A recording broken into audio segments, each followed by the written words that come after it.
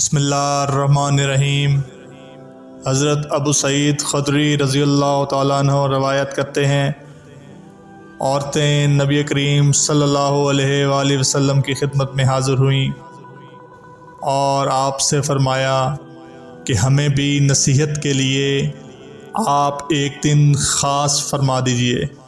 نبی کریم صلی اللہ علیہ وآلہ وسلم نے ان عورتوں کی درخواست منظور فرماتے ہوئے ایک خاص دن میں ان کو وعظ فرمایا، اور آپ صلی اللہ علیہ وآلہ وسلم نے فرمایا کہ جس عورت کے 3 بچے مر جائیں تو وہ بچے اس کے لیے جہنم سے پناہ بن جاتے ہیں اور وہ عورت جنت میں جائے گی۔